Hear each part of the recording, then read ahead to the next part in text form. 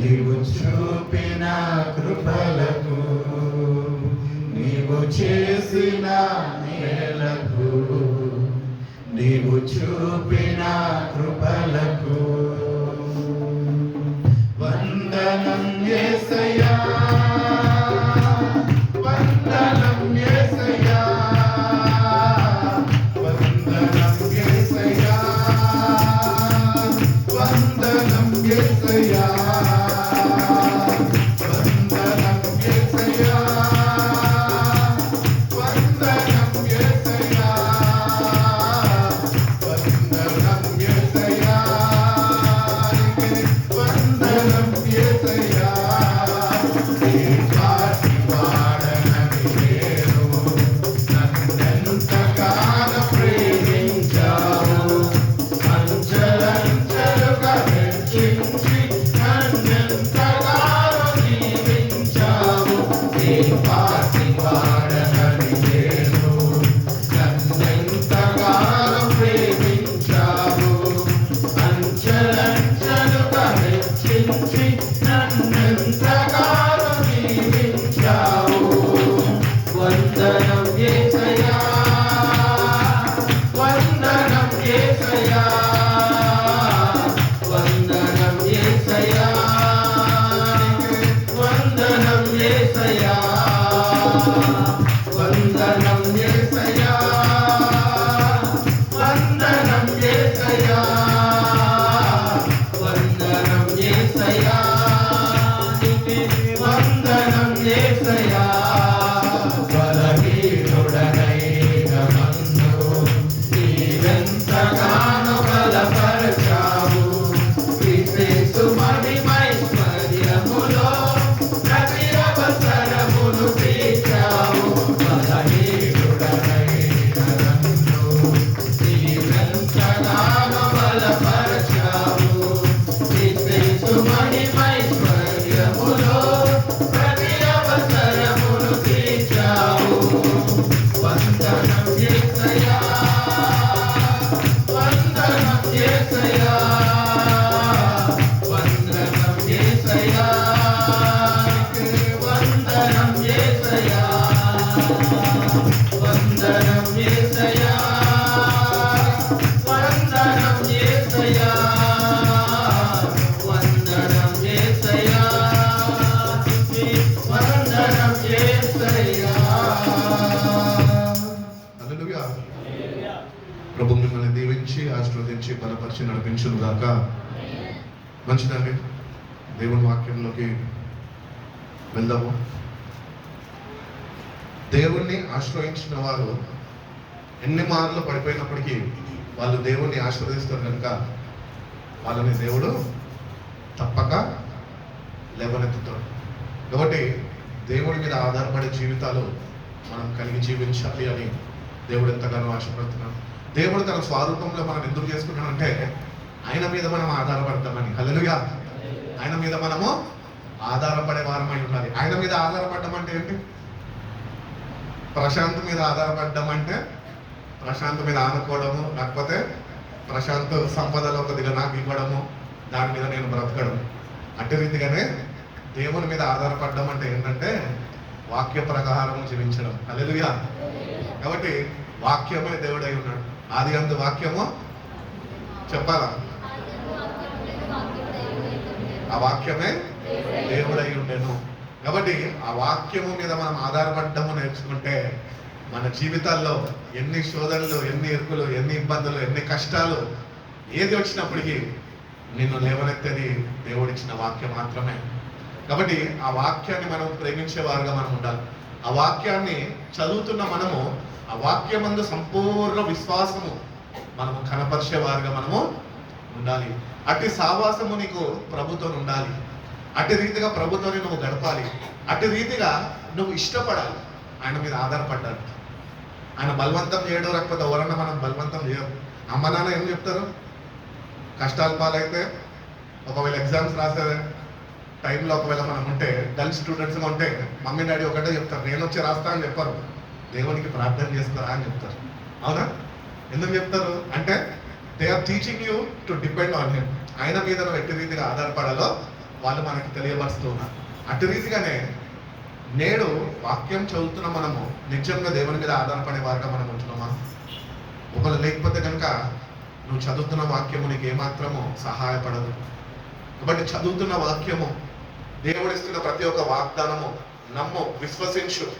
వాటి మీద నువ్వు ఆధారపడడం నేర్చుకుంటే కనుక తప్పక వాక్యం అంట ఆయన నోటి నుంచి బయలుదేరి అది కార్యసిద్ధిని కలగజేసుకొని మళ్ళీ తిరిగి ఆయన వద్దకు వెళ్తుందంట. కాబట్టి మనం ఎక్కడికి వెళ్ళిందో వెళ్ళకపోయినా వాక్యం అయితే తను చేసుకుంటూ వెళ్ళిపోతూ ఉంటుంది.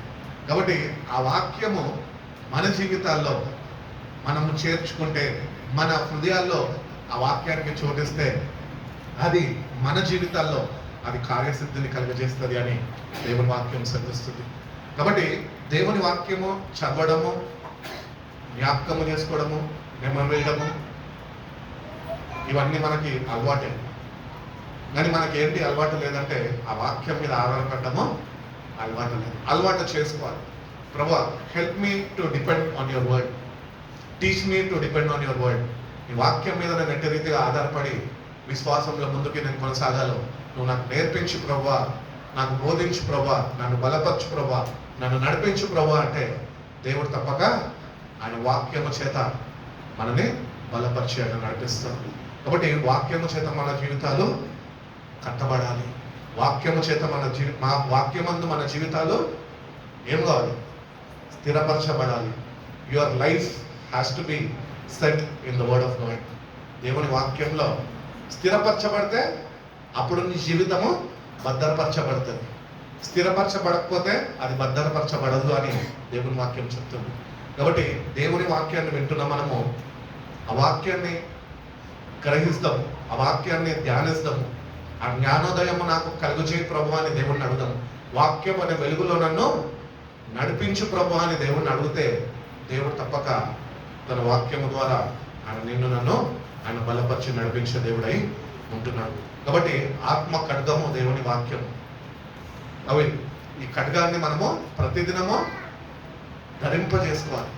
ఎవ్రీడే 3 పూటలు అన్నం తిన్నట్టు 3 పూటలు వాక్య ధ్యానం ఉండాలి. మనకు ఒక పూట ఉంటేనే ఎక్కువ. అవునా? బైబిల్ చదివితే అమ్మ చాలేదు రానైనా ఈరోజు భక్తి పక్కన పెట్టేస్తాం. బయట ఆత్మ విషయంలో నువ్వు క్షీణించుకోబోతున్నావు, కృంగిపోతున్నావు, బలహీన పడిపోతున్నావు, దిగజారిపోతున్నావు. ఎందుకు? 3 పూటలు తిండి తింటున్నావు, ఒక పూటనే ఆత్మకి ఆహారము పెడుతున్నావు.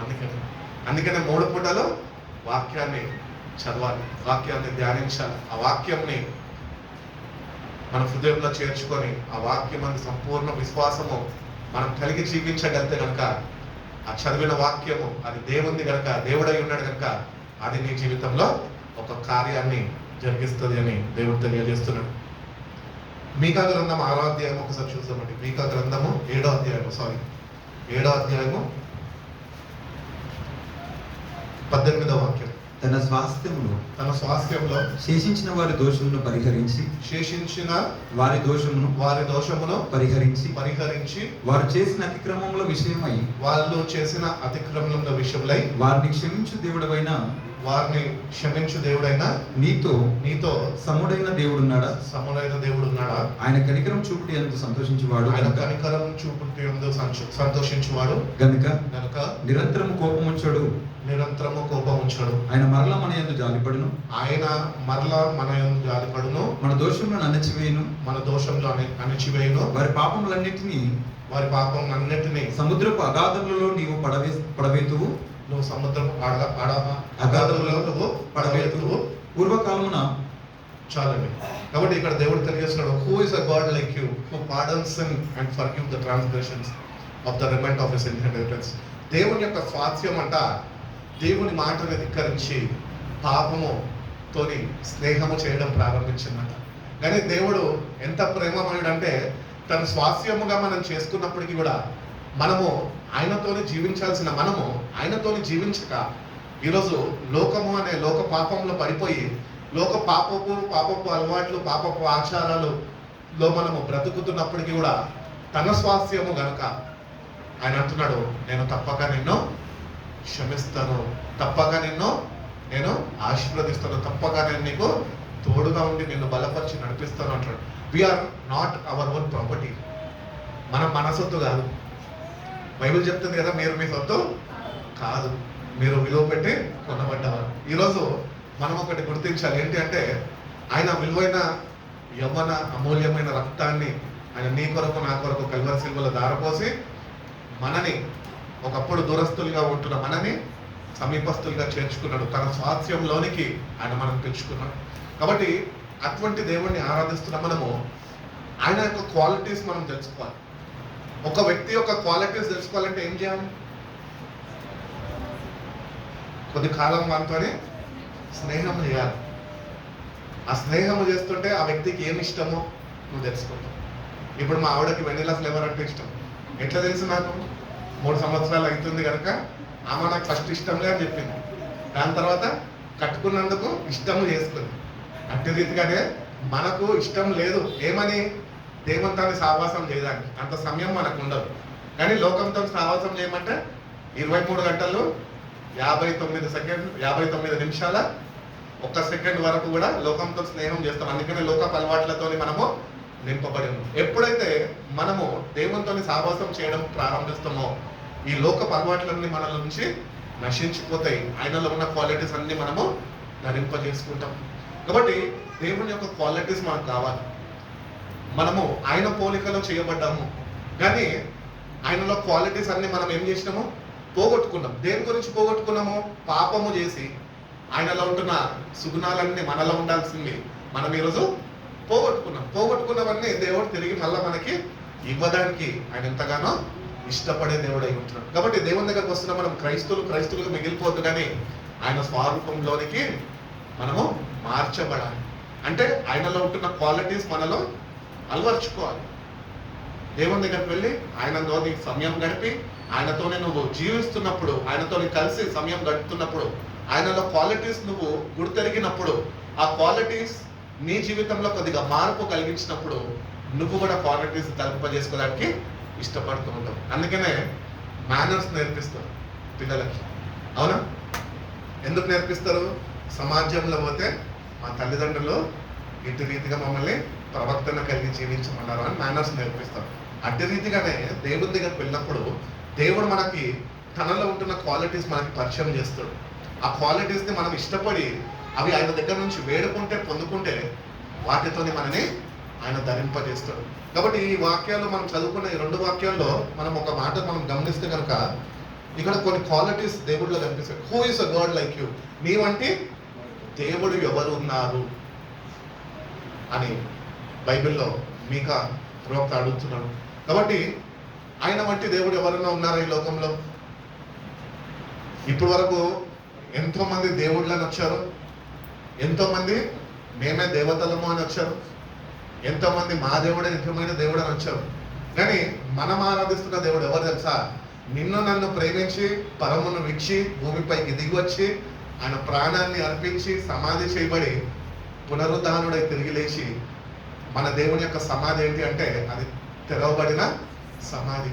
ఎందుకు? దేవుని గురించి నీ వంటి దేవుడు ఎవరు ఉన్నారు అంటే నిత్యంగా ఆయన వంటి దేవుడు ఎవరు లేరు ఈ లోకంలో. ఎందుకంటే ఎంతో మంది వచ్చారు. బుద్ధ వచ్చాడు, మొహమ్మద్ వచ్చాడు, అనేకులు వచ్చారు. అందరూ చనిపోయినారు, అందరూ గతించిపోయారు. కానీ ఈరోజు ఒకవేళ మనం చూసినట్లయితే కనుక అందరు సమాధులు ముయ్యబడినా కానీ మనం ఆరాధిస్తున్న యేసయ్య సమాధి తెరవబడి ఉన్నది. అందుకనే భక్తుడు అంటున్నాడు, నీ వంటి వాడు ఎవరున్నారు? కాబట్టి first we have to know who is he. ఆయన ఎవరో మనము తెలుసుకోవాలి. రెండోదిగా ఏమంటున్నాడంటే ఆయన పాపములను క్షమించే దేవుడై ఉంటున్నాడు. ఈ మధ్యన మనం చూసినట్లయితే కనుక ఈ లోకంలో ఎంతమంది పాపాలు క్షమింపబడడానికి ఎన్నో తీర్థ యాత్రలు చేస్తున్నారు, లేకపోతే గుడుల చుట్టూ తిరుగుతున్నారు, కొబ్బరికాయలు వేస్ట్ చేస్తున్నారు, ఇవన్నీ చేస్తున్నారు. వాటి వల్ల పాపాలు క్షమింపబడతాయా? క్షమింపబడవు. కానీ నిజంగా పాపాలు క్షమింపబడాలంటే ఒక పరిశుద్ధ రక్తము చిందించబడాలి అని దేవుడి వాక్యము సెలవిస్తుంది. కాబట్టి ఆయన నిన్ను నన్ను ప్రేమించి మన పాపాలు క్షమించడానికి తన్ను తాను కల్వరి సిలువ తను తాను అప్పగించుకొని మన పాపాలు నిమిత్తము తను మరణించాడు. He is a God who forgives our iniquities and who forgives our sins, who pardons us. ఆయన మనని క్షమించే దేవుడై ఉంటున్నాడు, మన కటాక్షించే దేవుడై ఉంటున్నాడు, మనని కాపాడుకునే దేవుడై ఉంటున్నాడు. అదే కృప చూపుటయందు ఆనందించు దేవుడై ఉంటున్నాడు. మూడవదిగా మనం చూసినట్లయితే హల్లెలూయా. ఈరోజు కృప విస్తరింపబడుతుంది. ఈరోజు కృప చూపుటయందు ఆయన ఆనందిస్తున్నాడు కనుకనే ఈరోజు మనం కృపలో భద్రపరచబడుతున్నాము. కొంతమంది కృపలో వర్ధిల్లుతున్నారు. హల్లెలూయా. మనం కృపలో భద్రపరచబడ్డాము. కృప ద్వారా మనము వర్ధిల్లాలి. దేవుని మందిరంలో మనం వర్ధిల్లాలి అంటే ఏంటి? ఆత్మీయ ఎదుగుదలలోనికి మనము రావాలి. సంపూర్ణంగా దేవుని మీద ఆధారపడ్డము నేర్చుకోవాలి. అది దేవుని వాక్యం చెప్తున్నది.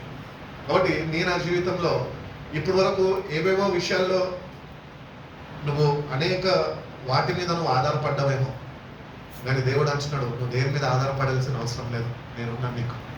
నా మీద ఆధారపడచాలి. నేను నీకు సమస్తంను చేస్తాను, సమస్తంను నేను చూసుకుంటాను అని ఆయన స్పష్టంగా ఆయన చెప్పుచున్నాడు. కాబట్టి కృప చూపుతున్నందు ఆనందిస్తున్నాడు. కాబట్టి ఈ కృప అనేది దేవుడు మనకు అనుగ్రహిస్తున్న ఒక వరం. ఆ వరాన్ని మనం పొందుకున్నప్పుడు దానిలో మనం ఏమీ చేస్తున్నాం? ఈరోజు మనం మంచి వారం అని కాదు సజీవ లెక్కలో ఉండడానికి. ఎంతోమంది మనకన్నా మంచివారు కాలగమనంలో కలిసిపోయారు. ఎంతోమంది లోకాన్ని విడిచిపెట్టి వాళ్ళ యాత్రని ముగించుకున్నారు. మనం వాళ్ళకన్నా మంచి వాళ్ళమని కాదు, కానీ దేవుడు అయినా కూడా తన కృపని నీ పట్ల, నా పట్ల, మనందరి పట్ల ఆయన విస్తరింపజేస్తున్నాడు. అందుకనే మనము మన సంఘ క్రమము పుస్తకంలో చదువుకుంటున్నప్పుడు ఆ బల్లారాధనలో ప్రభు యొక్క సంస్కారంలో వెళ్తున్నప్పుడు అక్కడ ఒక ప్రార్థనలో ఒక మాట ఉంటుంది. ఏంటంటే కృపాకాలము అంతం కాక మునుపే. అంటే ఈ కృపకి ఒక కాలం ఉంది. ఆ కాలంలో కృప అంతము రాబోతుంది. అంటే దేవుడు ఇంకా కృప చూపడము మానేస్తాడు. ఆ సమయము రాబోతుంది. కాబట్టి కృపాకాలము అంతం కాక మునుపే మన జీవితాన్ని మనం సరిచూసుకొని దేవుడు కృప విస్తరిస్తున్నాడు అని గుర్తెరిగి ఆ గ్రహింపు కలిగి ఆ కృపలో మనము దేవుని పాదాల దగ్గరికి చేరుకొని ఇంకేమన్నా మనలో దాగి ఉన్న పాపాలు ఉంటే అవన్నిటినీ ఆ కృపలో మనము ఒప్పుకోవాలి. అప్పుడే మనము వర్ధిల్లుతాము అని దేవుని వాక్యం సెలవిస్తుంది. కాబట్టి కృప చూపుటయందు ఆనందించు దేవుడై ఉంటున్నాడు. నువ్వు నశించిపోవడం దేవుని చిత్తం కాదు. నువ్వు దేవుని లేకుండా నీ జీవితం నువ్వు జీవిస్తున్నావే, అది దేవుని చిత్తం కాదు. అయినా కృప చూపుతున్నాడు. ఎందుకు అంటే నేటికన్నా ఆయన నేను గుర్తెరిగి నువ్వు తిరిగి ఆయన యుద్ధకు వస్తావని. మన వాక్యంలోకి వెళ్తున్నప్పుడు అదే ఒక ఇన్సిడెన్స్ వస్తుంది. మనం కూడా ఈరోజు దేవునితోని సావాసం చేస్తున్నాము అని పేరుకు మాత్రమే ఉన్నాం, కానీ మనం దేవునికి దూరంగా జీవిస్తున్నాం. ఎందుకంటే లోకపు ఆశలు, లోకపు తలపులతోని మనము దేవునికి దూరమైపోయిన వారై ఉంటున్నాం. కానీ దేవుడు ఎంత దూరం అయినప్పటికీ ఆయన అపారమైన ప్రేమతోని ఆయన కృపను ఏం చేస్తున్నాడంటే మనం దేవునికి ఎంత దూరం వెళ్ళాం తెలుసా?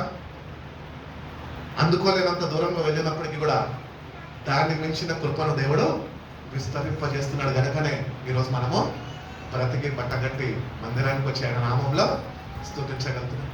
కాబట్టి దేవుడు కృపాకాలము అంతం కాకమునిపై జ్ఞాపకం చేస్తున్నాడు. కాబట్టి కృపాకాలము అనేది అంతమయ్యే సమయము ఆసీనం అవ్వబోతున్నది. ఎందుకంటే ప్రభు త్వరగా ఆయన మధ్యాకాశంలోనికి రాబోతున్నాడు. ఆయన మధ్యాకాశంలోనికి వచ్చి సంఘాన్ని ఆయన యుద్ధకు ఆయన చెంత చేర్చుకున్నాక కృప ఉంటుందా? ఈ కృప అయితే ఉంటుందేమో, ఆయన కృప ఉండదు. కాబట్టి దేవుడు కృపని మనం గుర్తెరిగి ఆ కృపలో మనమేంటో మనం ఆయన ఒప్పుకొని మన జీవితాన్ని సరి చేసుకొని ఆ కృపలో నేను వర్ధిల్లుతా ప్రభా, ఆ కృపలో నేను మారు మనసు పొందుకుంటా ప్రభా, ఈ అవకాశము నాకు ఇచ్చినందుకు నీకు వందనాలయ్యా అని దేవునికి చెప్తే కనుక దేవుడు తప్పక ఆ కృపని నీ పట్ల, నా పట్ల ఆయన విస్తరింపజేస్తాడు. కాబట్టి కృప నీకు అంతం అయిపోయిందనుకో నీ జీవితంలో, నువ్వు నిత్య నాశనానికి వెళ్ళిపోతావు. ఎందుకంటే ఇంకా మారలేదు, ఇంకా నామకార్థ క్రైస్తవుడుగానే ఉంటున్నావు, ఇంకా ఆచార భక్తినే కొనసాగిస్తున్నావు. కనుక కృపాకాలం ఒకవేళ అంతం అయిపోతే కనుక నువ్వు పొందుకున్న రక్షణని నీ నిర్లక్ష్య స్వభావం చేత గ్రహించక నీ చేతులారా నువ్వు దాన్ని పోగొట్టుకుంటావు. కాబట్టి దేవుడు కృప చూపుతున్నందు ఆనందిస్తున్నాడంట. ఎందుకైనా ఆనందిస్తున్నాడంటే ఫిలిప్పు నా బిడ్డ మళ్ళా తిరిగి వస్తాడేమో నా దగ్గరికి, నన్ను ప్రేమిస్తాడేమో, నా ఆజ్ఞలు కైకొని ఆ ప్రకారం నడుచుకుంటాడేమో, నన్ను ప్రేమించేవాడుగా వాడు ఉంటాడేమో, నన్ను ఆనుకొని నా మీద ఆధారపడి జీవించేవాడుగా వాడు ఉంటాడేమో అని దేవుడు కృప చూపుట యందు ఆనందిస్తున్నాడు. కాబట్టి దేవుడు ఆనందిస్తుండగా ఆయన కృపని పొందుకున్న మనము ఈరోజు ఏం చేయాలి తెలుసా? ఆయన ఆనందించడం కాదు, మనం ఆయనను బట్టి ఆనందించాలి. హల్లెలూయా.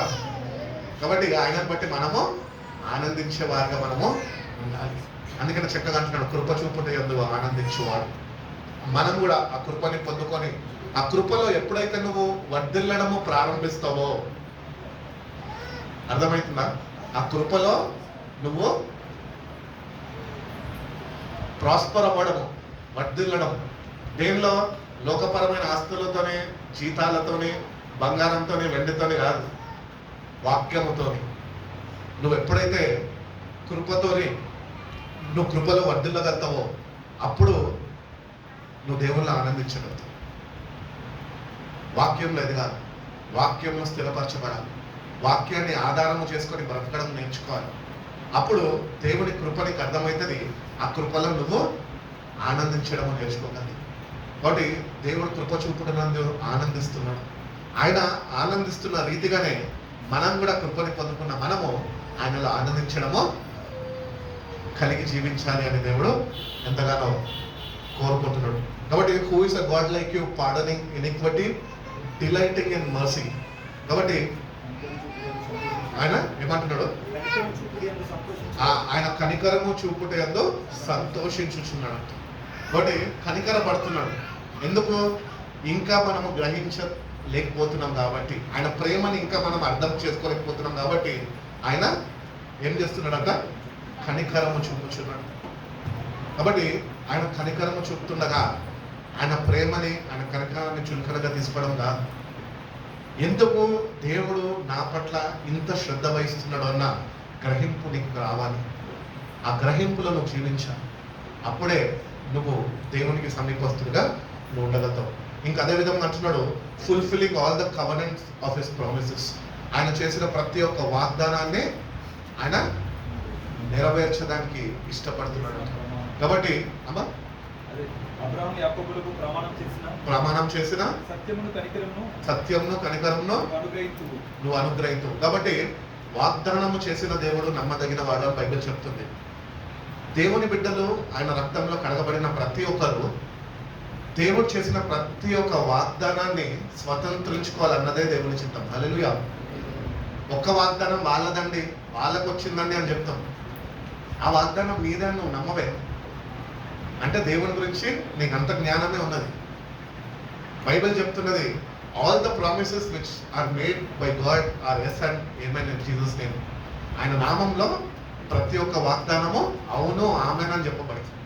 కాబట్టి మన జీవితాల్లో, మన భక్తి విధానంలో మనం చూసుకున్నట్లయితే న్యూ ఇయర్కి వస్తాం, ప్రామిస్ కార్డు తీసుకుంటాము, పక్కన వాళ్ళకి చెప్తారు ఏమని, ఏంటే నీకు ఏ వాగ్దానం వచ్చింది అంటే అక్కడే నమస్కారం చేసేసింది. దేనికి? దేవుని వాగ్దానానికి. ఇది దానికి, ఇది దీనిది, ఇది వారిది, ఇది వారిది. అక్కడే వాగ్దానాలు ఏమవుతున్నాయి అంటే స్వతంత్రించుకోలేని వారిగా మనం ఉంచాం. కానీ బైబిల్ ఏం చెప్తుంది తెలుసా? క్రీస్తు రక్తంలో నువ్వు కడగబడితే, క్రీస్తుతో కూడా ఒకవేళ నువ్వు లేపబడిన వాడు అయితే ప్రతి ఒక్క వాగ్దానం నీదే. అవి స్వతంత్రించుకోవడం మనము నేర్చుకోవాలి. కృపలో వర్ధిల్లడం అంటే దేవుడు చేసిన ప్రతి ఒక్క వాగ్దానము మనం స్వతంత్రించుకోవాలి. ఆయన సన్నిధిలో వేచి ఉండి ప్రార్థన చేస్తే, కనిపెట్టుకుంటే తప్పక దేవుడు చేసిన ప్రతి ఒక్క వాగ్దానము నీ జీవితంలో ఆయన నెరవేర్చే దేవుడై ఉంటున్నాడు. కాబట్టి all the promises in the Bible is mine అని నమ్మాలి. వాగ్దానము అబ్రహాంకి చేసిన దేవుడు అంటే మనం అబ్రహాం సంతతి విశ్వాసము మూలంగా మనము నడుచుకుంటున్నాం. కాబట్టి అబ్రహాంతో చేసిన ప్రతి ఒక్క వాగ్దానము అది మనదే. అబ్రహాం స్వతంత్రించుకున్నాడు, అనుభవించాడు, చక్కగా దేవునితో కలిసి జీవించాడు. ఈరోజు మనము వాగ్దానాలు పొందుకుంటున్నాము, అవి అనుభవించలేకపోతున్నాం, అవి స్వతంత్రించుకోలేకపోతున్నాం. ఎందుకు? అతి విశ్వాసంలో మనం పడి ఉన్నాం కనుకనే. అబ్రహాం లాంటి విశ్వాసము మనకి ఉంటే అబ్రహాము పొందుకున్న ప్రతి ఒక్క వాగ్దానము మన జీవితాల్లో కూడా పొందుకునే కృపను దేవుడు మనకి అనుగ్రహిస్తాడు. కాబట్టి మనం నమ్మాలి. You have to believe in the word of God, believe in the promises of God, believe in the covenant of God. దేవుడు చేసిన ప్రతి ఒక్కటి, నీతో చెప్పిన ప్రతి ఒక్కటి ఆయన నెరవేర్చే దేవుడై ఉంటున్నాడు అని ఆ నమ్మిక నీకు కావాలి. ఆ నమ్మిక నీలో కుదరాలి. అట్టి రీతిగా నువ్వు దేవుణ్ణి వేడుకుంటే, బ్రతిమలాడుకుంటే, అట్టి పట్టుతో నువ్వు ప్రార్థన చేయగలితే తప్పక దేవుడు నీతో చేసిన వాగ్దానము నీ ఆసక్తి కొద్ది దాన్ని నీ జీవితంలో ఆయన నెరవేర్పులోనికి తీసుకొని వస్తాడు. సిస్టర్ చెప్పింది చక్కటి సాక్ష్యం. ఉద్యోగం కొరకు వేచి చూస్తుందంట. ఎంతో మంది ఎన్నో మాటలు అన్నారంట, సూటిపోటి మాటలు అన్నారంట. But she waited on God. నా దేవుడు నా పక్షాన చేస్తాడు చెప్పింది. వచ్చి సేవకులకి చెప్పింది. సేవకులు ఏం చేశారు? చలో అమ్మ, ఏం కాదు, దేవుడు నీకు ఎట్లనో ఒక డోర్ ఓపెన్ చేస్తాడు. వచ్చిన దాన్ని గుడ్డి చేతులతో వెనకకి తిరిగిపోవడం మంచిది కాదు. ఏదో ఒకటి సాధించాల్సిందే, మన దేవుడు తోడుగా ఉన్నాడు అని చెప్పాం. అట్టి విశ్వాసము కనపరిచింది. అట్టి రీతిగా ఆమె విశ్వాసము కొలిది దేవుడు ఒక ద్వారాన్ని ఓపెన్ చేసి ఆఫర్ లెటర్ మెయిల్ ద్వారా పంపించాడు. హల్లెలూయా. రేపు ఆఫీస్లో ఫస్ట్ స్టెప్ అవ్వగానే ఏమంటారు? ఆఫర్ లెటర్ చేతికి ఇస్తాం. కాబట్టి మన విశ్వాసము కొలిది, మన ఆసక్తిని కొలిది దేవుడు చేసిన ప్రతి ఒక్క వాగ్దానం మనము స్వతంత్రించుకుంటాం. మనలో విశ్వాసము ఆసక్తి లేకపోతే గోడ మీదనే ఉంటాయి వాగ్దానాలు. రోజు పొద్దున చదువుకోవాలా, అదే జీవితం జీవించాలి, మార్పు లేని జీవితం అని. కొంతమంది ఉంటారు ఇంటి దగ్గర చక్కటి వాక్యాలు పెట్టుకుంటారు. నేను నా ఇంటి వారిను యెహోవాను సేవింతుము. వాడు పోయి ఎక్కడ ఉంటాడు తెలుసా? పబ్బుల్లో క్లబ్బుల్లో తిరుగుతూ ఉంటాడు. అదే నా వాగ్దానం. ఆ వాగ్దానం పెట్టినందుకన్నా జీవితం మార్చుకొని వాడు నిజంగా దేవుడిని సేవించడము ప్రారంభిస్తే దేవుడు వాడి జీవితంలో రక్షణని అనుగ్రహిస్తాడు. కాబట్టి వాగ్దానాలు మనం క్లెయిమ్ చేసుకోవడం నేర్చుకోవాలి. నీకు ఏదన్నా వస్తుంది గవర్నమెంట్ దగ్గర నుంచి, మోడీ గవర్నమెంట్ దగ్గర నుంచి ప్రతి ఒక్క బీటెక్ వాళ్ళకి 50,000 రూపాయలు పడతాయంటే అందరు క్లెయిమ్ చేసుకుంటారు కదా సర్టిఫికెట్లు పెట్టి. అవునా? ఎందుకు? డబ్బాష, అంతే కదా. 50,000 వస్తారా లొట్టిగా? మోడీ గారు కాబట్టి, మా ప్రధానమంత్రి గారు కాబట్టి ఇస్తున్నాడు. పెట్టుకుందాం. పెట్టుకోవడం వాళ్ళకి కూడా ఫోన్లు చేసి చెప్తాం, నేను పెట్టేసుకున్నారా, నువ్వు పెట్టుకోతుందా, మళ్ళీ ఎప్పుడు మూసేస్తాడేమో తెలియదు. 50,000 అకౌంట్లో పడిపోతే పండగ చేసుకుందాం అని చెప్పుకుంటాం. ఎందుకు? క్లెయిమ్ చేసుకుంటాం. అంత ఆసక్తిని ఈ డబ్బు రూపంలో, ఈ లోకపరమైన వాటి మీద మనం చూపిస్తున్నామే. దేవుడు తన పరమందు నుంచి చేసిన ప్రతి ఒక్క వాగ్దానము స్వతంత్రించుకోవడానికి మనం ఆసక్తిని కనపరచలేని వారిగా మనం ఉంటున్నాం. ఆసక్తిని కనపరచు. దేవుని సన్నిధిలో వేచియుడు, బ్రతిమలాడుకో. పొద్దున నుంచి సాయంత్రం వరకు ఒకటే వాగ్దానం పట్టుకో. పోరాడు దేవునితో. యాకోబు పోరాడాడు, రాత్రంతా పోరాడాడు దేవునితో. ఎందుకు పోరాడాడు? ఆశీర్వాదం కావాలి వానికి. నువ్వు నన్ను ఆశీర్వదిస్తేనే కానీ నేను నిన్ను విడిచిపెట్టాను. మనం కూడా అంతే. దేవాలయం నాతో నీ వాగ్దానం చేసావు, ఇది నా జీవితంలో నెరవేర్చు ప్రభు అని పొద్దున్న నుంచి సాయంత్రం వరకు ఆయన నిద్రపోని యొక్క ఆయనకు ఒక్క నిమిషం కూడా ఫ్రీ టైం వదలక నువ్వు ఆయన పాదాల దగ్గర వేడుకొని, నువ్వు ఆయన దగ్గర నీ మనసుని నిలిపి దేవుణ్ణి స్మరించుకుంటూ, దేవుడి మీద నీ ధ్యాస వస్తూ, నా దేవుడు నా పట్ల ఈ కార్యము జరిగిస్తాడు, ఈ వాగ్దానము నెరవేరుస్తాడు అని నువ్వు కానీ నీ మనసునంతా నీ దేవుడి మీద నువ్వు ఉంచగలత కనుక తప్పక నీ ఆసక్తి కొద్ది ఆ వాగ్దానాన్ని నీ జీవితంలో ఆయన నెరవేర్పులోనికి తీసుకొని వస్తాను అని తెలియజేస్తున్నాడు. అదేవిధంగా అంటున్నాడు, he's a God who fulfills his promises. He is a God who fulfills his promises. ఆయన చేసిన వాగ్దానాల్ని నెరవేర్చే దేవుడై ఉంటున్నాడు. కాబట్టి వాగ్దానం చేసిన దేవుడు నమ్మదగిన వాడు అని మనకు తెలుసు. ఆ వాక్యానికి మనకి ఇంకొక క్రాస్ రెఫరెన్స్ గుర్తు రావాలి. ఏమని చెప్పాలి? ఇంతమంది ఉంటారు, రోజు బైబిల్ చదువుతారు. క్రాస్ రెఫరెన్స్ అంటున్నాను. వాగ్దానము చేసిన దేవుడు ఒకవైపు కాదు, మీరు నమ్మదగిన వారు కానప్పటికీ, హల్లెలూయా, మనం నమ్మదగిన వారం కాదు దేవునికి తెలుసు. But he loves to fulfil his promises. If you don't love him also, he is so much loving you that he wants to fulfil all the promises. మనం నమ్మదగిన వారు కాదని ఆయనకు తెలుసు. హోసన్నా అని పామ్ సండే రోజు, మఠలాదివారం రోజు యేసు ప్రభుకి జై అంటాము. గుడ్ ఫ్రైడే రోజు సిల్వని సిల్వ ధ్యానాల్లో కూర్చుంటామని, మనమే ఆయనని సిల్వేస్తున్నామని మనము గ్రహించలేని వారిగా మనం ఉంటున్నాం. మన క్రియల ద్వారా, చూపు ద్వారా, తలంపుల ద్వారా మనం నమ్మదగిన వారం ఏమాత్రము కాదు. మనం నమ్మదగిన వారు కాక ఉంటున్నాం కాబట్టే దేవుడు వాగ్దానాలు నెరవేర్చాల్సిన అవసరం లేదు. కానీ ఆయన ఏమంటున్నాడంటే, మీరు నమ్మదగిన వారు కానప్పటికీ నేనైతే నమ్మదగిన దేవుడను. నేను మీతో ఏదైతే చెప్పానో అది నేను తప్పక మీ జీవితాల్లో నెరవేరుస్తాను. అట్టి విశ్వాసము, అట్టి నిరీక్షణ, అట్టి ఓపిక, సహనము దేవుని సన్ని మీద నీ మనసుని నువ్వు నిలుపుతే కనుక తప్పక నీ ఆసక్తి కొద్ది ఆ వాగ్దానాన్ని నీ జీవితంలో దేవుడు నెరవేరుస్తాడు.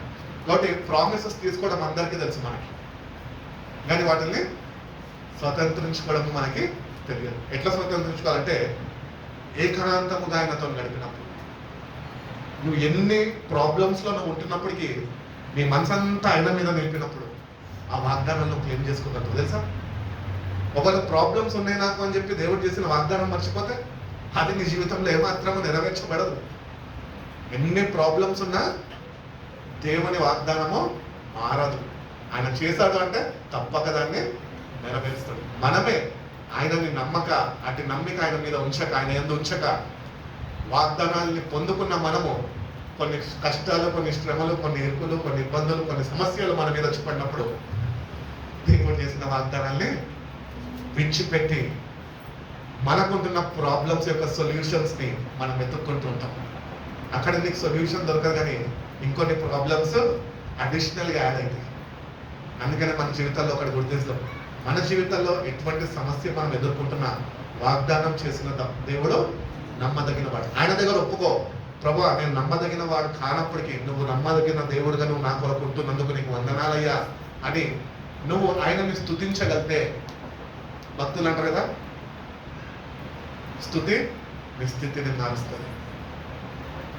You have to praise him, you have to learn to praise him. ఆయన పరిశుద్ధ నామాన్ని మనము స్తుతించడము నేర్చుకోవాలి. కష్టాల్లో ఉన్నా, బాధల్లో ఉన్నా, శ్రమల్లో ఉన్నా, ఇరుకుల్లో ఉన్నా, ఇబ్బందుల్లో ఉన్నా, ఎవరు మనతో లేకపోయినా మనతోనైతే నిత్యము మనతో ఉండే దేవుడై ఉన్నాడు. హల్లెలూయా. ఒక తల్లి వాడిని ఆదరించినట్లు నేను మిమ్మల్ని ఆదరిస్తాను చెప్తాను. ఆదరణ ఆయన దగ్గర నుంచి పొందుకోవాలి అటువంటి సమయాల్లో. అదే దేవునితో సావాసం అంటే. ఆ సావాసంలో నువ్వు ఉండగలిగితే కనుక ఆయన నిన్ను బలపరుస్తుండగా నువ్వు నూతన బలాన్ని పొందుకుంటావు, నూతన శక్తితో నింపబడగలుగుతావు. నీ ప్రాబ్లమ్స్ అన్నింటిని విడిచిపెట్టి నువ్వు ఆయనను హత్తుకొని జీవించగలుగుతావు. ఎందుకంటే ప్రాబ్లమ్స్కి మొత్తం సొల్యూషన్ ఇచ్చేది ఆయననే. కాబట్టి మన జీవితాల్లో ప్రతి ఒక్క వాగ్దానాన్ని మనము స్వతంత్రించుకునే వారుగా మనం ఉండాలి. అటు రీతిగానే అంటున్నాడు, ఫుల్ఫిల్లింగ్ హిస్ కవెనెంట్ ప్రామిసెస్. అదేవిధంగా హోప్ అండ్ రెస్టోరేషన్, నిరీక్షణ ఆయన యందు మనం కలిగి జీవించాలి. నువ్వు దేవుని యందు నిరీక్షణ ఉంచగలితే ఆయన నువ్వు పోగొట్టుకున్నవన్నీ నీకు ఇవ్వగలుగుతాడు. అర్థమవుతుందా? You have to put your hope in him. నా దేవుడు నా పక్షాన ఉండి వ్యాజ్యమాడి ఆయన జరిగిస్తాడు అన్న నిరీక్షణ, నిశ్చయత నీలో ఉంటే ఆయన తప్పక నువ్వు ఏవైతే పొందుకోవాలో, ఏవైతే పోగొట్టుకున్నావు మళ్ళీ తిరిగి పొందుకోవాలో ఆయన తప్పక నీ జీవితంలో అవి ఆయన అనుగ్రహిస్తాడు. కాబట్టి హోప్ అనేది మనకు ఉండాలి. నిరీక్షణ కలిగిన వారమై దేవుని సన్నిధిలో ఆయన కోసం వేచి ఉండాలి. ఆయన సహాయం కొరకు వేచి ఉండడం నేర్చుకోవాలి. ఏదైనా ప్రాబ్లం వచ్చిందా, ప్రాబ్లం కొరకు సొల్యూషన్ వెతకకు, దేవుని సన్నిధి వెతకడం ప్రారంభించు. ఎందుకంటే సొల్యూషన్ అక్కడే ఉన్నది. మనం చేసుకున్న పొరపాటులతోనే మనము అనేక విషయాల్లో చిక్కుల్లో పడిపోయి వాటికి సొల్యూషన్స్ ఎదుగుతుంటాం. అదే ఆ సిచ్యువేషన్స్లో నుంచి, అటువంటి స్ట్రగుల్స్ నుంచి మనం బయటకు రావాలంటే దాని సొల్యూషన్ దేవుని సన్నిధే. ఎందుకంటే నీ అవివేకము వలన, నీ పొరపాటు వలన, నీ తొందరపాటు స్వభావం వలన నువ్వు చిక్కుల్లో పడిపోయినావు. ఇప్పుడు చిక్కుల్లో పడిపోయినా నువ్వు ఆ చిక్కుల్లోనే ఉన్నావు. ఆ చిక్కుల్లోనే నువ్వు సొల్యూషన్ ఎత్తుకుంటే దొరుకుతుందా? దొరకదు. ఆ చిక్కుల్ని విడిచిపెట్టి వచ్చి ఆయన వేడుకోవాలి. ప్రభా తెలిసియో తెలియకనో నేను ఇవి చేశాను, నన్ను దయతో క్షమించు. ఇప్పుడు ఉరితాడొచ్చి నా మెడ మీద పడ్డది ప్రభా, నువ్వు కానీ నన్ను ఆనుకోకపోతే నేను మర్చిపోతాను. కాబట్టి నన్ను ఒక్కసారి జ్ఞాపకం చేసుకొని వీటి నుంచి నన్ను విడిపించు ప్రభా అని నువ్వు ఆయన సన్నిధిలో వేచి ఉండగలిగితే కనుక, ఆ నిరీక్షణను కలిగి జీవించగలిగితే కనుక తప్పక దేవుడు నీ నిరీక్షనే బట్టి ఆ చిక్కుల నుంచి నేను విడిపిస్తాను. అందుకని బైబిల్ చెప్తున్నా, మీ నిరీక్షణ మిమ్మల్ని సిగ్గుపడని అది ఎక్కడ నిన్ను తలదించుకునేవాడుగా అది చెయ్యదు. ఎందుకంటే నువ్వు నమ్మినవాడు ఈ లోకంలో ఉన్నవాడు కన్నా గొప్పవాడు. ఈ లోకంలో ఎవడు అయిన వంటి వాడు లేడు. కాబట్టి అటువంటి దేవుణ్ణి ఆరాధిస్తున్న మనం దేవుణ్ణి కలిగి జీవిస్తాం. ఎందుకంటే దేవుని ప్రజలు తన స్వాస్యముగా ఉంటున్న వారు దేవుని ఆజ్ఞలను ధిక్కరించి వాళ్ళు పాపము చేసి పాపంలో పడిపోయి నిత్య నాశనానికి చేరువవుతున్నారు అందరూ. కానీ దేవుని యందు ఈ రోజు కన్నా మనము ఆ నిరీక్షణ ఉంచగలిగితే దేవుడు తప్పక మన ఆసక్తి కొద్ది ఆయన తిరిగి మనని సమస్తాన్ని మనం పొందుకునే కృపను దేవుడు మనకి అనుగ్రహిస్తాం. అందుకని ఒక పాట ఉంటుంది కదా, దేవుని యందు నిరీక్షణ ఉంచి ఆయనను స్తుతించు నా ప్రాణమా, దేవుని యందు నిరీక్షణ ఉంచి ఆయనను స్తుతించు నా ప్రాణమా. కాబట్టి ఆయనలో నిరీక్షణ కలిగిన వారు ఆయన నామాన్ని స్తుతించే వారు ఉంటారు. హల్లెలూయా. కాబట్టి we have to ever keep on praising his holy name. నువ్వు బండి నడుపుతున్నా, నువ్వు ఆఫీస్లో కూర్చుంటున్నా, నీ మేనేజర్తో నువ్వు టేబుల్ మీద కూర్చొని మాట్లాడుతున్నా, ఆయన నీతో ప్రారంభించబోతున్నా కూడా నువ్వు అక్కడ కూర్చొని ఉంటున్నావే, అక్కడ నీ నోట్లో ఏముండాలంటే నీ సృష్టికర్త అయిన దేవుడిని నువ్వు స్తుతించేవాడిగానే ఉండాలి. అట్టి రీతిగా నువ్వు ఉండగలిగితే, అట్టి రీతిగా నువ్వు ఆయనతో సావాసంలో నువ్వు ఉండగలిగితే కనుక దేవుడు నీ పక్షా నుండి గొప్ప కార్యాలు ఆయన జరిగిస్తా అంటున్నాడు. మీకా గ్రంథం అదే గ్రంథం 1వ అధ్యాయం 2వ వాక్యం చూడండి. త్వరగా ముగించేస్తాడు. అమ్మ సర్వజనులారా ఆలకించుడి. భూమి నీవును నీలోనున్న సమస్తమును చెవియొగ్గి వినుడి. నీవును నీలోనున్న సమస్తమును చెవియొగ్గి వినుడి. ప్రభువు యెహోవా మీ మీద సాక్ష్యం పలకబోచున్నాడు. పరిశుద్ధాలయంలో నుండి ప్రభువు మీ మీద సాక్ష్యము పలకబోచున్నాడు. Hear, O peoples of all of you, listen, O earth, and all who are in it, that the sovereign Lord may witness against you, the Lord from his holy temple. ఆయన నీ గురించి ఒక చక్కటి సాక్ష్యం ఇవ్వాలని ఆశపడుతున్నాడు.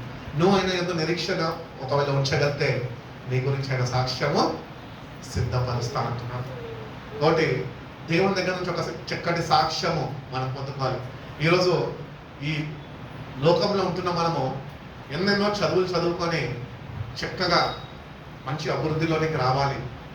నా కుమార్తె కాబట్టి ఐఏఎస్ ఆఫీసర్ అయిందని తండ్రి దగ్గర ఒక చక్కటి సాక్ష్యం పొందుకోవాలి. కుమార్తె ఏమో నా కుమార్తె కాబట్టి డాక్టర్ అయ్యింది అని తల్లి దగ్గర ఒక చక్కటి సాక్ష్యం పొందుకోవాలి అని ఎంతో ఆశిస్తూ ఉంటారు పిల్లలు. అట్టి రీతిగానే దేవుని బిడ్డలుగా దేవుని యొద్ద నుంచి ఒక చక్కటి సాక్ష్యము మనము పొందుకోవాలి. అట్టి భక్తి మనం చేయాలి. అట్టి రీతిగా ఆయన మీద ఆధారపడాలి. ఎందుకంటే మనం ఆయన స్వాస్థ్యమై ఉంటున్నాం కాబట్టి వీఆర్ గాడ్స్ ప్రాపర్టీ. ఆయన దగ్గర నుంచి ఒక చక్కటి సాక్ష్యము మనము సంపాదించుకోవాలి. బలా నమ్మకమైన మంచి దాసుడా, ఫెయిత్ఫుల్ అండ్ గుడ్ సర్వెంట్ అని ఇంగ్లీష్ బైబిల్ చెప్తుంది. You have to be faithful in worshipping God. దేవుణ్ణి ఆరాధించే విషయంలో, దేవుణ్ణి స్తుతించే విషయంలో యథార్థ ప్రవర్తన కలిగిన వాడై నువ్వు ఉండాలి అని దేవుడు కోరుకుంటున్నాడు. కాబట్టి నీలో యథార్థతను నువ్వు కనపరిస్తే కనుక దేవుడు ఎంత నమ్మదగిన వాడో నీ పట్ల తను తాను కనపరుచుకుంటాను అని ఆయన తెలియజేస్తున్నాడు. కాబట్టి ఈరోజు చేస్తున్న భక్తిలో ఒకటి గుర్తిస్తాం ఏంటంటే, కుటుంబంలో సాక్ష్యం ఉండాలా, సమాజంలో సాక్ష్యం ఉండాలా, సంఘంలో సాక్ష్యం ఉండాలి. ఈ 3 సాక్ష్యాల కన్నా భిన్నమైన సాక్ష్యం ఏదైనా ఉన్నదంటే అది దేవుని దగ్గర నుంచి పొందుకున్నదై ఉండాలి. కాబట్టి దేవుడు కూడా ఒక చక్కటి సాక్ష్యం నీ గురించి ఇవ్వాలని ఆశపడుతున్నాడు. అట్టి భక్తి నువ్వు చేస్తే కనుక ఆ చక్కటి సాక్ష్యాన్ని నువ్వు పొందుకుంటావు అని తెలియజేస్తున్నాడు. అదే మీకా గ్రంథం 5వ అధ్యాయం 2వ వాక్యం చూడండి.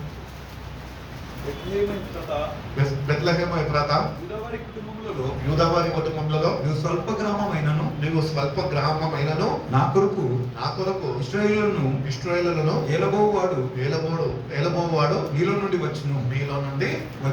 పురాతన కాలం మొదలుకొని శాశ్వత కాలము ఆయన ప్రత్యక్షము అవ్వచుండెను అంట. కాబట్టి దేవుడు తెలియస్తున్నాడు, ఇశ్రాయేలు లో నుంచే దాన్ని పరిపాలించే వాడు ఒకడు వస్తాడు. ఆయననే మనం ఆరాధిస్తున్న నజరేయుడైన యేసు. కాబట్టి ఆయన వచ్చి ఉన్నాడు. ఆయన ఏమంటున్నాడంటే, మీరు స్వల్పమైన వారైనప్పటికీ నేను మిమ్మల్ని జ్ఞాపకము చేసుకున్నాను. ఎందుకు జ్ఞాపకం చేసుకున్నాడు? మనం ఏ పాటి వారమో దేవుడు మనం జ్ఞాపకం చేసుకోనికి, మనమైన స్వాస్థ్యము గనుక ఆయన రక్తాన్ని చిందించి మనని విలువ పెట్టి కొనుక్కున్నాడు కనుక ఆయన మనని జ్ఞాపకము చేసుకుంటున్నాడు. నువ్వు స్వల్పమైన వారికి అప్పటికి కూడా నేను నిన్ను ఉన్నత స్థాయిలోనికి నేను నిన్ను నడిపిస్తాను అంటున్నాడు. కాబట్టి ఎందరైతే దేవుని మీద ఆధారపడతారో వాళ్ళు ఈరోజు ఒక చిన్న స్థితిలో ఉండొచ్చు, మామూలు చిన్న తక్కువ స్థితిలో ఉండొచ్చు, కానీ దేవుడు వాళ్ళని లోకపరంగా ఆశీర్వదించకపోయినా కానీ ఆధ్యాత్మికమైన జీవితంలో ఉన్నతమైన ఆశీర్వాదంతో వాళ్ళని నింపుతాడు. అందుకని అంటున్నాడు, ఆత్మ విషయమై దీనులైన వారు ధన్యులు, పరలోక రాజ్యము వారిని. నీకు పరలోక రాజ్యం కావాలా భూలోక రాజ్యం కావాలా అని అడిగితే ప్రభు ఏం చెప్తాం మనం? ప్రభు ఒక 10 years గడివి అయ్యా, ఈ లోకం మొత్తంలో తిరుగుడు చేయాల్సిన నాటకాలన్నీ చేసేసి అప్పుడు వచ్చేస్తా ప్రభు అంటాం మనం. కానీ దేవుడు అంటున్నాడు, నా రాజ్యము కొరకు నేను ఉన్నాను, నా రాజ్యము మీ కొరకు నేను ఇస్తున్నాను, దాంట్లో మీరు కూడా నాతోనే ఉండాలి అని ఇష్టపడుతుంది. కాబట్టి దేవుని దగ్గరకు వచ్చిన మనం ఒకటి గుర్తిస్తాం ఏంటంటే ఆయన పురాత కాలం నుంచి శాశ్వత కాలం వరకు ఆయన ఏమంట ప్రత్యక్షత అవుచున్నాడు అంట. కాబట్టి దేవుని బిడ్డలుగా రక్షణ పొందుకున్న మనందరము ప్రార్థన చేస్తాం, అవునా? ఎంతమంది నిజంగా మోకరించి ప్రార్థన చేసుకునేటోళ్ళు కనుక ప్రతిదినం కొంచెం లేపద్దు చేతులు, సాధారణ లేపనిస్తారు కదా, ఎవ్వరు లేరా? 1 2 3 4 అమ్మో లెక్క పెడుతున్నాను, చేతులు లేస్తున్నాయి. హల్లెలూయా. లెక్క పెట్టకపోతే లేస్తున్నాయి చేతులు, లెక్క పెడుతుంటే లేస్తుంది. లేదు, దేవుని సన్నిధిలో ఒకటి గుర్తిస్తామండి, మనము దేవుని సన్నిధిలో ప్రతి దినము మోకరించి ప్రార్థన చేసేవారమై ఉండాలి. దేవుని సన్నిధిలో మనము వేచి ఉండి ఆయన సావాసము ద్వారా బలం పొందుకునే వారమై ఉండాలి అని దేవుడు ఎంతగానో ఆశిస్తున్నాడు. కాబట్టి వేచి ఉంటున్న మనము ఏదో ఆచార భక్తిగా ప్రార్థన చేసుకోవాలి కాబట్టి ప్రతిదినము గోడ వైపు మంచం దగ్గర ఎక్కడో ఒక దగ్గర మోకరించి ప్రార్థన చేసుకోవడం కాదు. ఆయన ఏంటంట పురాత కాలం నుంచి శాశ్వత కాలం వరకు ప్రత్యక్షమవుచున్నాడు. కాబట్టి ప్రార్థన చేస్తున్నాను ఒకటి గుర్తించాలి, దేవుని యొక్క ప్రత్యక్షత వరకు కనిపెట్టుకోవాలి. You have to wait in the presence of God. ప్రభా నన్ను దర్శించేయ, ఈ ప్రత్యక్షత నాకు కావాలయ్యా. అందరినీ దర్శించాడు. పాత నిబంధనలో ఎందరైతే ఆయన వైపు చూస్తారో, ఎందరైతే ఆయన మీద ఆధారపడ్డారో, ఎందరైతే ఆయన ఆజ్ఞలను గైకొని ఆ ప్రకారము ఆత్మచేత నడిపింపబడ్డారో వాళ్ళందరికీ ప్రత్యక్షమయ్యాడు. కొత్త నిబంధన క్రైస్తవులుగా ఆయన మనకి కూడా ప్రత్యక్షము కాబోతున్నాడు. మనం వెయిట్ చేయాలి, దేవుని సన్నిధి వేచి ఉండాలి. ఈ ప్రత్యక్షత నాకు కావాలి, నన్ను ఒక్కసారి దర్శించుకోవాలి. ఆయన ఒక్కసారి దర్శిస్తే మన మనలో ఉంటున్న చీకటి మొత్తం తొలగిపోతుంది. ఆ ప్రత్యక్షత కొరకు మనము కనిపెట్టుకోవాలి దేవుని సన్నిధి. అప్పుడు ఆత్మీయ ఎదుగుదల అనేది నీకు ఉంటుంది. అదే మీక గ్రంథము 6వ అధ్యాయము 8వ వాక్యం ఒకసారి చూడండి. మనుషుడా ఏది ఉత్తమమో అది నీకు తెలియజేయబడి ఉన్నది, న్యాయముగా నడుచుకున్నట్టయే, కనికరమును ప్రేమించుట, దీన మనసు కలిగి నీ దేవుని ఎదుట ప్రవర్తించుటయు, ఇంతే కదా యెహోవా నిన్ను అడుగుచున్నాడు. ఇంతే కదా యెహోవా మిమ్మల్ని, మీ డబ్బులు అడుగుతానే, నీకున్నదంతా ఇచ్చేసేయని అడుగుతానే. ఆయన ఏం అడుగుతున్నాడు? న్యాయంగా నడుచుకోమంటున్నాడు. న్యాయం ఎక్కడ ఉన్నది ఈ లోకంలో? న్యాయం ఉన్నదా? కోట్లు ఎందుకు ఉన్నాయి మనకు న్యాయం లేనప్పుడు? కోట్లు ఉండకూడదు కదా, న్యాయం లేదో అని తలపుతున్నారు. మరి కోట్లు ఎందుకు? అవి కూడా అన్యాయంతోనే నడిపింపబడుతుంది. వాడొక పెట్టిస్తే నేను 2 పెట్టిస్తే కేసు నాదే. అన్యాయపు తీర్పు. ప్రభువుని తీర్చిన వాళ్ళు ఈ లోకంలో మనం తీర్చారండి, తీరుస్తారు. కాబట్టి న్యాయం ఎక్కడ లేదు. న్యాయం ఎక్కడ అంటే అది దేవుని వాక్యమే. న్యాయ విధులు నేర్పించేది దేవుని వాక్యమే. న్యాయంగా నడుచుకోమంటున్నాడు అంటే దేవుణ్ణి అంగీకరించిన మనము వాక్యానుసారముగా, వాక్య ప్రకారముగా మనము జాగ్రత్తగా నడుచుకుంటున్నామా లేదా, న్యాయముగా దేవుని ఎదుట యథార్థంగా ఆయన దృష్టికి అంగీకారంగా మనము నడుచుకుంటున్నామా లేదా అని మనము సరి చూసుకునే వారమై ఉండాలి. ఫస్ట్ది న్యాయంగా నడుచుకోమంటున్నాడు. రెండోది కనికరం. అంటే వాట్ ఈస్ కనికరం? అయ్యో పాపం ప్రశాంత్కి ఉద్యోగం లేదని ప్రార్థన చేస్తాం, ప్రశాంత్ దేవుడు ఇస్తాడు. ఈరోజే చేస్తాం, Sunday to next Sunday offer letter వచ్చారు. కనికరపడి నడుము కట్టుకొని కడుపు గార్చుకొని దేవుడి సన్నిధిలో వేచి ఉండి దేవునితో పోరాడితే తప్పక నేను చెప్పినట్టు ఆఫర్ లెటర్ వాడికి నెక్స్ట్ సండేకి రావాల్సిందే. కాబట్టి కనికరము కలిగిన వారమై ఉండాలి. ఇతరులని చూసినప్పుడు కనికరపడాలి. దేవుడు ప్రజలని చూసి కొండ మీద ప్రసంగం అనుకుంటా అక్కడ వాళ్ళని చూసి కనికరపడ్డాడు అంటే, ఎందుకంటే వీళ్ళు కాపర్లేని గొర్రెల వలె వీళ్ళు ఉన్నారు. నడిపించేటోడు లేడు, వీళ్ళని వాళ్ళ బాగోతులు అరుసుకునేటోడు లేడు, వాళ్ళ క్షేమ సుఖాలు చూసుకునేటోడు ఎవరు లేడు. కనికరపడ్డాడు వాళ్ళని చూసి. ఈరోజు మనం కూడా దేవుని బిడ్డలకు పిలువబడుతున్న మనము ఆ కనికరము మనం కూడా కలిగి జీవించాలి. కనికరం. దాని తర్వాత ఏమంటున్నాడు? దీన మనసు కలిగి. దీన మనసు నీకు కావాలంట. దీన మనసు ఎవరికి ఉందండి ఈరోజు? ఎవరికన్నా ఉందా? అస్సలు ఉండదు. నవ్వుకుంటున్నారు మసి నవ్వులు. నవ్వు రాని వాళ్ళకి కూడా నవ్వు వస్తారు అనమాట. దీన మనసు ఎవరికి ఉన్నది? ఎవరికన్నా ఉన్నదా పని? ఆయనకి ఉన్నది. ఆయనకు ఉన్నది కాబట్టి ఆయన బిడ్డలకు మనం కూడా ఆయన మనసునే మనం ధరింపజేసుకోవాలి. క్రీస్తు యొక్క మనసును మీరు ధరించుకోండి అనే పత్రికలో భక్తులైన పౌలు తెలియజేస్తారు. కాబట్టి దీన మనసు మనకు కావాలి. దేవుని సన్నిధిలో దీనత్వం ఏంటో ఆయన నేర్పిస్తాడు. నేర్చుకోవాలి. దేవుని సన్నిధిలో మనం తగ్గించుకుంటే ఆ దీన మనసు అనే దేవుడు మనకి అనుగ్రహిస్తాడు. ఈరోజు దీన మనసు ఎందుకు ఉండదు తెలుసా? మనం దేన్నో ఒక దాన్ని బట్టి మనము గర్విస్తుంటాం, అతిశయిస్తుంటాము, అహంకారము చూపులతోనే చూస్తూ ఉంటాము. అందాన్ని బట్టి, ఐశ్వర్యాన్ని బట్టి, మనకుంటున్న పలుకుబడిని బట్టి, కండబలాన్ని బట్టి అస్సలు మనం కాంప్రమైజ్ కాదు. నేనెందుకు తగ్గాలి? నువ్వు ఒకరోజు ఇక్కడనే ఉన్నావు అనుకో, తగ్గను అని మెడ వంచి అది ప్రజల వల్లే ఉన్నావు అనుకో, ఒకరోజు తప్పక మెడ వంచేస్తాడు. ఆయన అనగదొక్కుతాడు. గర్విష్ఠులని అనగదొక్కుతాడు, దీనులను పైకి లేపుతాడు. మనం పైకి లేవాల్సిన అవసరం లేదు. కష్టపడి మనం ఆయన దగ్గరికి దీన మనసు తీసుకెళ్ళి ప్రభువా అని చెప్పి ఆయన దగ్గర మనము సంపూర్ణంగా ఆయనకు సమర్పించుకుంటే, ఆయన ఏం లేదు, నా బిడ్డ నన్ను వేడుపనికి యథార్థ హృదయంతో దీన మనసుతో వచ్చింది కనుక నా బిడ్డ నేను ఒకటిసారి లేవనెత్తిస్తాను. అలెలుయా. కాబట్టి దీన మనసు మనకు కావాలి. దేవుని దగ్గర నుంచి మనము అది పొందుకోవాలి. అది ధరింపజేయి ప్రభు అని ఆ దీన మనసుని మనము దేవుని దగ్గర నుంచి పొందుకునే వారమై ఉండాలి అన్నట్టు. అదొక్కటే కదా మన దగ్గర నుంచి దేవుడు కోరుకుంటున్నాడు. ఇంకేమీ ఆయన ఆశిస్తలేదు. కాబట్టి నేను తగ్గించుకో, దేవుని సన్నిధిని తగ్గించుకో. దేవుని సావాసంలో వస్తున్నప్పుడు, సంఘంలో వస్తున్నప్పుడు ఆ తగ్గింపు నీలో ఇతరులు గుర్తించాలి. కొంతమంది తగ్గించుకుంటారు. ఎట్లా తగ్గించుకుంటారు తెలుసా? ఎగ్జాంపుల్ చెప్పిన అనుకుని అవుతారు. మందిరం శుభ్రపరిచేటప్పుడు, మామూలుగా అందరు ఉంటున్నప్పుడు, అందరి సమక్షాన్ని కార్పెట్లో మడతేస్తున్నప్పుడు కొంతమంది మాటలతో చేయించేటోళ్ళు ఉంటారు. కొంతమంది చేయబెట్టినట్టు చేస్తారు, వాళ్ళు చెయ్యరు, పక్కన అంతని చేయిస్తుంటారు. అది తగ్గించుకోవడం అంటే ఏంటి? నీకన్నా పెద్దవారు ఎవరైనా పని చేస్తుంటే అన్నా జరగన్నా మేము ఉన్నాం కదా, మేము చేస్తాం, అది తగ్గింపు అనేది. ఎగ్జాంపుల్ చెప్తున్నాను, మిమ్మల్ని చేయమని నేను అడగను. నా ఆశీర్వాదాలు మీకు మీరు దాన్ని పంచుకోండి. నా ఆశీర్వాదాలు నావే, మీ ఆశీర్వాదాలు మీరే. తగ్గించుకో, దేవుని సన్నిధి తగ్గించుకో. కాబట్టి దీన మనసుల కొరకు దేవుడు ఎదురు చూస్తాడు. వాళ్ళతో ఉండడానికి ఇష్టపడుతున్నాడు ఆయన.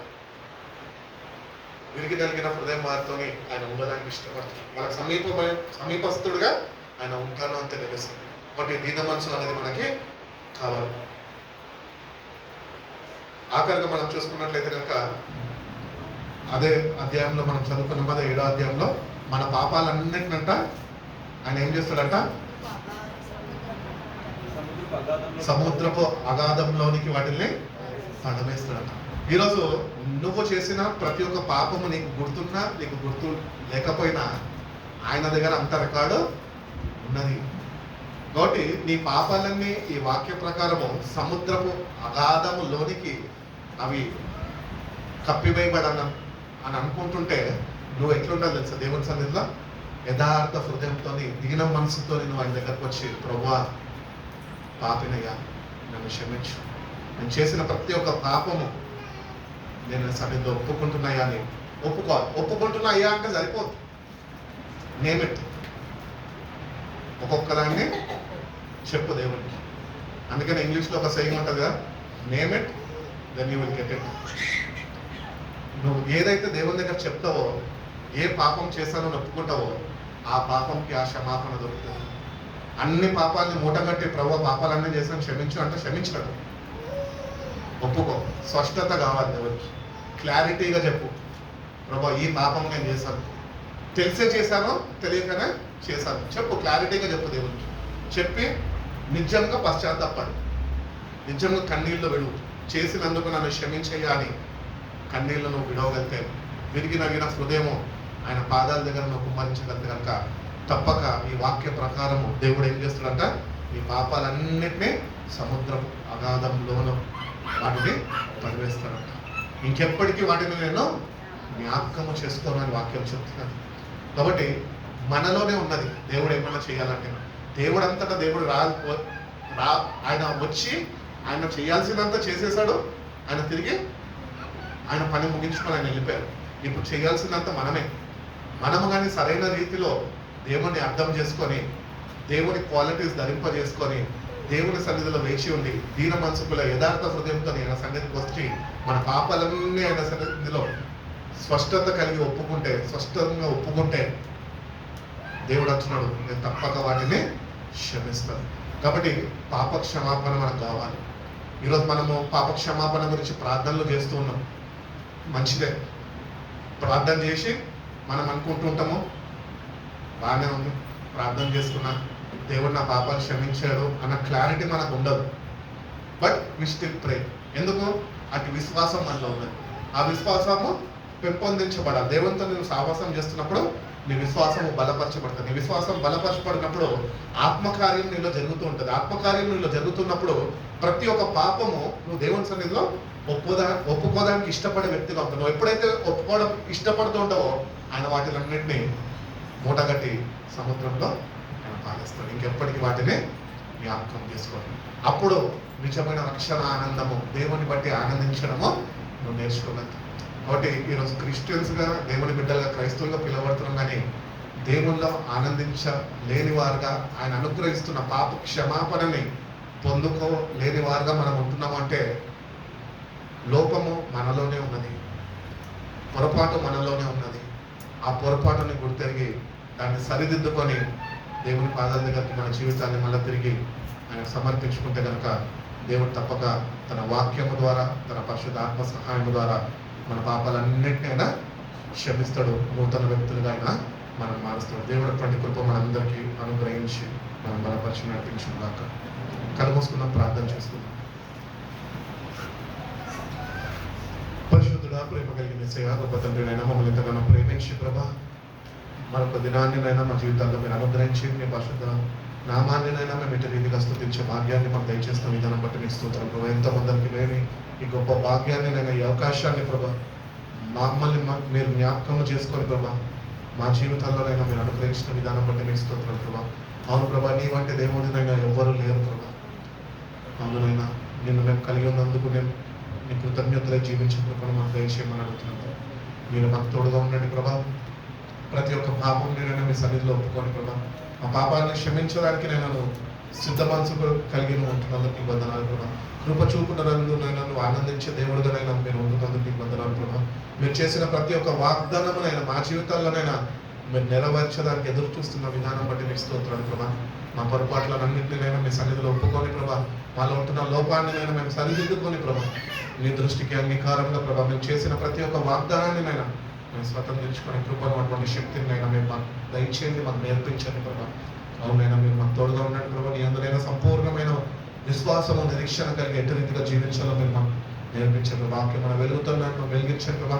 వాక్యంలోనైనా మా జీవితాలు స్థిరపడే కృపను దయచేయండి. వాక్యం చేత మా జీవితాలు కట్టబడే కృపను మీరు మాకు దయచేయండి ప్రభా. మా కొరకునైనా మీరు ప్రాణం అర్పించారు, మళ్ళీ తిరిగి లేచారు ప్రభా. మళ్ళీ తండ్రి దగ్గరకు వెళ్ళి కుడిపార్చాను కూర్చొని విజ్ఞాపన చేస్తున్నారు. మళ్ళీ మా కొరకునైనా త్వరగా తిరిగి రాబోతున్నదా ప్రభా. సమయం ఉంటుండగానే ప్రభా మా జీవితాన్ని మేము సరి చూసుకొని ప్రభా ఏ దృష్టికి అంగీకారమైన జీవితం జీవించే కృపను మాకు దయచేయండి. మీరు మాకు తోడుగా ఉండండి ప్రభా. మా ప్రతి ఒక్క పాపాలనైనా మీరు ఎన్నిటికీ జ్ఞాపకం చేసుకోక ప్రభా, అగాధ సముద్రంలోనైనా మీరు దాన్ని కప్పివేస్తారు ప్రభా. అటు రీతిగా ప్రభా ప్రతి ఒక్క పాపము మేము చేసిన ప్రతి ఒక్క పాపాన్ని నేను మీ సన్నిధిలో ప్రభా యథార్థముగా ఒప్పుకొని ప్రభా మీరు అనుగ్రహిస్తున్న పాప క్షమాపణ పొందుకొని ప్రభా నూతన వ్యక్తులుగానైనా మార్చబడే కృపను మా ప్రతి ఒక్కరికి మీరు దయచేయండి. మీరు మాకు తోడుగా ఉండండి. వచ్చిన ప్రతి ఒక్క బిడ్డను బట్టి నీకు వందనాలు. నిన్న వాక్యాన్ని నీరుకంటే ఫలింపజేసి వాక్యాన్ని విడిచిపెట్టక ప్రభా ఒక ప్రకారం నడుచుకునే కృపను మా ప్రతి ఒక్కరికి మీరు దయచేస్తున్నాను. యేసయ్య పరిశుద్ధ నామములో ఈ ప్రార్థన వైపు వచ్చిన పరమ తండ్రి. ఆమేన్.